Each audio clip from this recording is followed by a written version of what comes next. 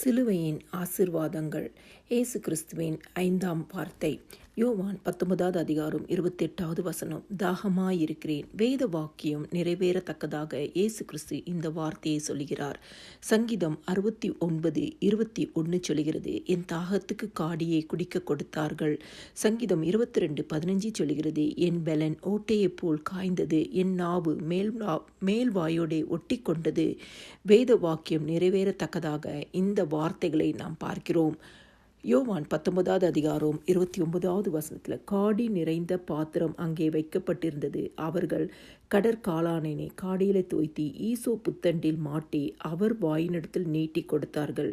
Mark 15:23 சொல்கிறது, அவர் அதை ஏற்றுக்கொள்ளவில்லை. ஏனென்றால் இந்த காடியை குடிப்பது மூலம் வலி வேதனைகள் மறுத்து போக செய்யுமாம். வேதனையிலிருந்து ஒரு விடுதலை கிடைக்குமாம். ஆனால் ஆண்டவராகிய இயேசு கிறிஸ்து அதனை எடுத்துக்கொள்ளவில்லை என்று சொல்லி வேதத்தின் வழியாக நம்ம பார்க்கிறோம்.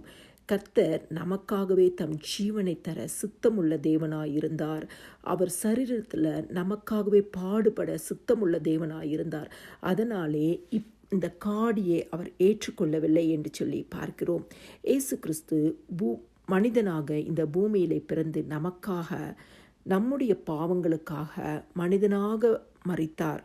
தேவனுடைய அன்பின் நிமித்தம் தேவனுக்கு கீழ்ப்படிந்து தம்முடைய ஜீவனை நமக்காக தந்தார். பாவ மன்னிப்பாகிய மீட்பை நாம் அடைவதற்கு நமக்காக வந்த இரட்சகராயிருக்கிறார். ஆவிக்குரிய வெளிப்பாடு யோவான் 4:14 சமாரிய ஸ்திரீயை குறித்து இந்த அதிகாரத்தில் நாம் பார்க்க முடியும். 4:14 சொல்கிறது, நான் அவனுக்கு கொடுக்கும் தண்ணீர் அவனுக்குள்ளே நித்திய ஜீவ காலமாய் ஊறுகிற நீரூற்றாயிருக்கும் என்றார்.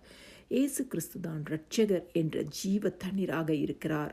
ஆத்தும தாகத்தை நாம் இந்த இடத்துல பார்க்க முடியும்.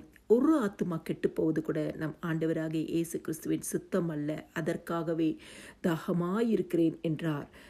யோவான் 6:35 சொல்கிறது, என்னிடத்தில் விசுவாசமாயிருக்கிறவன் ஒரு காலம் தாகம் அடையான். இயேசு கிறிஸ்து தான் ஜீவ தண்ணீர். அவரே நம் இரட்சகர். வெளிப்படுத்தின 7:17 சொல்கிறது, சிங்காசனத்தின் மத்தியில் இருக்கிற ஆட்டுக்குட்டியானவரே இவர்களை மேய்த்து இவர்களை ஜீவ தண்ணீர் உள்ள ஊற்றுகளடண்டைக்கு நடத்துவார். தேவன் தாமே இவர்கள் கண்ணீர் யாவையும் துடைப்பார் என்றார்.